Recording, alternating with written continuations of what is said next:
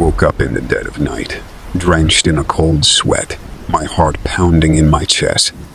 The room was shrouded in darkness, except for the faint glow of the moon filtering through the curtains. As I lay there trying to calm my racing thoughts, an unsettling feeling washed over me. It felt as though I was being watched, as if an unseen presence lingered in the shadows, observing my every move. I dismissed the feeling as a result of a nightmare and turned on the bedside lamp, hoping to dispel the unease. Yet the light seemed feeble, unable to penetrate the thick veil of darkness that enveloped the room. My gaze wandered around, searching for any sign of intrusion, but found none. I convinced myself that it was just my imagination playing tricks on me, and closed my eyes, desperate for sleep to reclaim me. Days turned into nights, and the feeling of being watched persisted. It gnawed at my sanity like a persistent itch I couldn't scratch. Every creak of the floorboards, every whisper of the wind outside sent shivers down my spine. I began to question my own sanity, wondering if I was slowly losing grip on reality. One evening, as darkness fell, I became acutely aware of a presence that seemed to be lurking just beyond the edge of my vision. It was a subtle yet undeniable sensation, like a breath on the back of my neck. Fear gripped my heart, but curiosity pushed me forward. I embarked on a quest to uncover the truth. I installed security cameras around my home, hoping to capture evidence of the unseen stalker. Night after night, I stayed awake, glued to the live feed, searching for any sign of movement. But the figure remained elusive, always just out of reach. It was as if the stalker had mastered the art of remaining hidden, leaving no trace of their presence. With each passing day, my obsession grew. I became consumed by a desperate need to unmask the faceless tormentor. Sleep became a distant memory, replaced by relentless surveillance. Every shadow took on a sinister form. Every sound echoed with malicious intent. One night, as I sat in the dim glow of the surveillance screens, a flicker of movement caught my eye. My heart skipped a beat as I zoomed in on the image. There it was, a faint silhouette, lurking at the edge of the frame. The figure was tall and slender, their features obscured by the darkness. Driven by fear and a need for self-preservation, I fortified my home. Deadbolts were reinforced, windows were barred, and security alarms were installed. But deep down, I knew it was futile. This stalker, this unseen terror, was no mere mortal. It was an entity that existed beyond the realm of comprehension. The nights turned into a never-ending cycle of terror. The stalker grew bolder, making their presence known not just in the shadows, but in every corner of my mind. They whispered in my dreams, taunted me with their unseen presence, and left me in a perpetual state of paranoia. I became a prisoner in my own home, trapped in a twisted game of cat and mouse. The stalker reveled in my fear, relishing in the power they held over me. I was their plaything, a puppet dancing to their whims. The lines between reality and hallucination blurred as I spiraled deeper into the abyss of terror. And then, one fateful night, the stalker revealed themselves. I awoke to find them standing at the foot of my bed, their eyes gleaming with malevolence. Their face was shrouded in darkness, a void that devoured all light. A scream tore from my throat, but no sound escaped my lips. I was paralyzed, trapped in a nightmare from which I couldn't awaken. The stalker moved closer, their presence suffocating. I could feel their icy breath on my skin, their touch like 1,000 spiders crawling across my body. They whispered words of torment, promising an eternity of suffering. And just as suddenly as they appeared, they vanished, leaving me broken and shattered. To this day, I live in fear, haunted by the memory of the unseen stalker. They remain a specter in the recesses of my mind, a constant reminder that evil exists beyond the realm of comprehension. I am forever scarred, forever changed by the chilling tale of the unseen stalker who forever roams the shadows of my existence. I never thought I would find myself sharing a true horror story, but the events that unfolded during a series of unsettling stalking experiences have left me shaken to my core. It all began innocently enough, but little did I know the chilling encounters that awaited me. It was a typical evening when I returned home from work, exhausted and ready to unwind. As I entered my house, a strange feeling washed over me, as if something was amiss. Ignoring my instincts, I dismissed it as mere fatigue and proceeded with my evening routine. Days turned into weeks, and the unsettling feeling persisted. Small things began to go missing, only to reappear in odd places. Keys, wallets, and even cherished mementos seemed to have a mind of their own. I couldn't shake the feeling that someone was watching me, lurking in the shadows of my own home. One night, as I lay in bed, I heard a faint scratching sound coming from the hallway. My heart raced, and I mustered the courage to investigate. As I approached the source of the noise, the scratching grew louder, echoing through the empty house. My hand trembled as I reached for the doorknob, and with a deep breath, I swung the door open. To my horror, I found nothing but darkness. The scratching had ceased, leaving me with an eerie silence that sent shivers down my spine. I convinced myself it was just my imagination playing tricks on me, but deep down, I knew something was terribly wrong. The following night, I decided to set up a security camera in my living room, hoping to catch any evidence of the strange occurrences. As I reviewed the footage the next morning, my blood ran cold. The video showed a shadowy figure moving through the room, its presence unmistakable. I couldn't believe my eyes. Someone had been in my house watching my every move. Fear consumed me, and I contacted the authorities, desperate for answers. They assured me they would increase patrols in the area, but the unsettling incidents continued. Each night, I would hear the scratching, accompanied by whispers that seemed to come from nowhere. The stalker was taunting me, playing a twisted game of cat and mouse. One evening, as I returned home, I noticed a peculiar smell lingering in the air. It was a sickening combination of decay and something far more sinister. My heart raced as I followed the scent, leading me to the basement. With trembling hands, I flicked on the light switch, revealing a horrifying sight. There, in the corner of the room, lay a makeshift bed, surrounded by discarded food wrappers and empty bottles. It was clear that someone had been living in my basement, unbeknownst to me. Panic set in as I realized the stalker had been closer than I ever could have imagined. The police were called once again, and a thorough search of the house was conducted.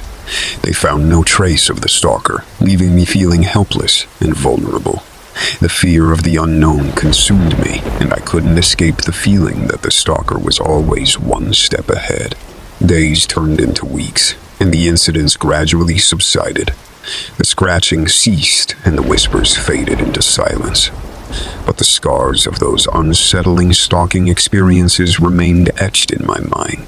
I had become a prisoner in my own home, forever haunted by the memories of that faceless stalker. To this day, I still wonder who was behind those chilling encounters. Was it a deranged stalker, or something far more sinister? The uncertainty lingers, a constant reminder that true horror can lurk in the most unexpected places. So, dear reader, be cautious. Lock your doors, secure your windows, and trust your instincts. For in the darkness, where the line between reality and nightmare blurs, the true horrors of the world may be waiting, ready to invade your life and leave you forever unsettled.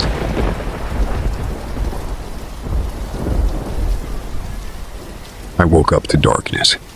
The air in my room was heavy, suffocating, as though something sinister lingered in the shadows. My heart pounded in my chest, each beat echoing through the silence. I strained my ears, listening intently, but all I heard was the sound of my own breath, shallow and anxious.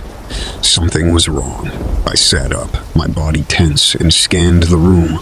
Moonlight filtered through the curtains, casting eerie silhouettes across the furniture. Everything seemed normal, yet an inexplicable sense of dread gnawed at my insides. I shook off the unease, convincing myself that it was just my imagination playing tricks on me. But as the days passed, the feeling persisted, growing stronger with each passing hour. I began to notice subtle changes around the house. A chair slightly out of place, a door left ajar. I dismissed them at first, blaming absent-mindedness or the wind. Yet, deep down, I knew there was something more sinister at play. One evening, as I prepared dinner, I caught a glimpse of movement out of the corner of my eye. I turned, but there was nothing there, a mere flicker in the periphery of my vision. Cold sweat trickled down my spine, and a shiver ran through my body. I knew then that I was not alone. Night after night, I lay in bed, my senses heightened, waiting for the unseen stalker to reveal itself. The darkness became my enemy, the silence a constant reminder of the lurking danger. I installed security cameras, hoping to catch a glimpse of the intruder, but each morning, the footage revealed nothing but empty rooms and empty hallways. My friends and family dismissed my fears, attributing them to stress or an overactive imagination. But I knew the truth. There was someone in my house, someone watching my every move, biding their time. One night as I lay wide awake, a soft creak echoed from the hallway. My heart skipped a beat, and I held my breath, straining to hear. Footsteps approached my room, slow and deliberate. Panic surged through my veins as the doorknob turned, and the door creaked open. I lay frozen, paralyzed with fear, as the unseen stalker entered my room. Shadows danced across their figure, concealing their identity. They moved with an eerie grace, their presence suffocating. I could feel their gaze upon me, piercing through the darkness, studying me. Suddenly, a whispered voice filled the room, sending chills down my spine. It was a voice I couldn't place, distorted and haunting. "You cannot hide," it hissed, the words slithering through the air like venom. Terror consumed me as I realized the true nature of my tormentor. This was no ordinary stalker. It was something otherworldly, something beyond comprehension. I was trapped in a nightmare, a waking horror that defied explanation.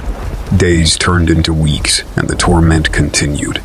The unseen stalker grew bolder, their presence more palpable. They reveled in my fear, relishing the power they held over me. Sleep became a distant memory, replaced by a perpetual state of paranoia. I reached out to experts, desperate for a solution. They offered advice, warding rituals, blessings, and charms, but nothing worked.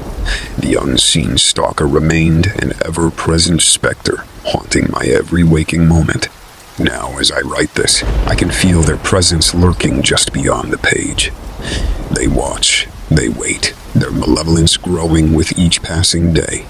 I am trapped in a nightmare from which there is no escape, a chilling tale of an unseen stalker that will forever haunt me.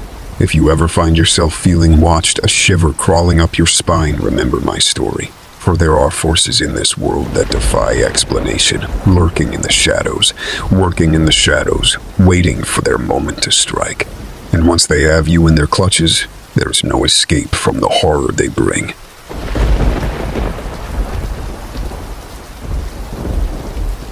I never liked my neighbor, Mr. Jones.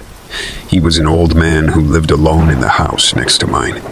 He always gave me the creeps with his dirty clothes, unkempt beard, and yellow teeth. He never smiled or said hello, just stared at me with his cold, dead eyes. One night I was home alone, watching TV in the living room. I heard a loud knock on the door. I got up and looked through the peephole. It was Mr. Jones. He had a bloody bandage wrapped around his head and a large knife in his hand. He looked furious. I panicked and ran to the kitchen, where I grabbed a phone and dialed 911. I told the operator that my neighbor was trying to break into my house and that he had a weapon. The operator told me to stay calm and that help was on the way. I heard Mr. Jones banging on the door, shouting obscenities and threats. He said he was going to kill me and make me pay for what I did to him. I had no idea what he was talking about. I had never done anything to him, except avoid him as much as possible. I ran upstairs and locked myself in my bedroom. I pushed a dresser against the door and hid under the bed. I heard Mr. Jones break down the door and enter the house. He was screaming my name, saying he knew where I was and that he was coming for me. I was terrified. I prayed that the police would arrive soon and save me from this madman. I heard him climb the stairs and kick open the doors of the other rooms. He was getting closer and closer to my room. I heard him stop outside my door. He tried to open it, but it was locked. He slammed his knife against the door, making holes in the wood. He said he could smell my fear and that he was going to enjoy cutting me up. I screamed and cried, begging him to leave me alone. I heard sirens outside and hoped that it was the police. I heard Mr. Jones curse and say that he had to finish me off quickly. I heard a loud bang and saw a flash of light. Mr. Jones fell to the floor, blood spilling from his chest. A police officer kicked open the door and pointed his gun at him. He told me to stay where I was and that I was safe. I crawled out from under the bed and ran to the officer. He hugged me and told me that everything was okay. He said that Mr. Jones was dead and that he couldn't hurt me anymore. He said that he was a wanted serial killer who had escaped from a mental hospital and that he had killed several people in the neighborhood. He said that I was lucky to be alive and that I was very brave. He said that he was sorry for what I had gone through and that he would take me to the station where my parents were waiting for me. He said that I would never have to see Mr. Jones again. I thanked him and followed him out of the house. I looked at Mr. Jones' body and felt a shiver of horror. I wondered why he had chosen me as his target and what he had planned to do to me. I wondered what he meant by saying that I had done something to him. I realized that I would never know the answers to these questions, and I was glad.